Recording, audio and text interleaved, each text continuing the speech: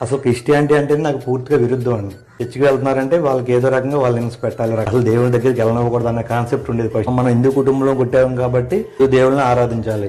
వారంలో 7 రోజుల్లో కూడా గుడికి వెళ్తా ఉండేవాడిని. 3 ఇయర్స్ భవనియమాలు కూడా వేసుకున్నాను. బుల్లెట్ కిట్ అంటే ఈస్ట్ గోదావరిలో మాక్సిమం అందరూ కూడా తెలుసండి. చుట్టుపక్కల ప్రాంతాల్లో బుల్లెట్ పరిచయం చేసింది ఒకటే నేనండి. మీటింగ్స్ ఏం పెడితే నాకు ఒక ఇరిటేషన్ వచ్చేస్తూ ఉండేదండి. ఎక్కడ మీటింగ్ జరుగుతున్నాయంటే నా కాన్సెప్ట్ ఏంటంటే 10 మంది కుర్రోళ్ళని తీసుకుని వెళ్ళి మీటింగ్ ఆఫ్ చేయించాలి. అసలైన కారణం ఏంటంటే అండి, నా చిన్నప్పటి నుంచి కూడా బాగా జల్సా జీవితం అండి.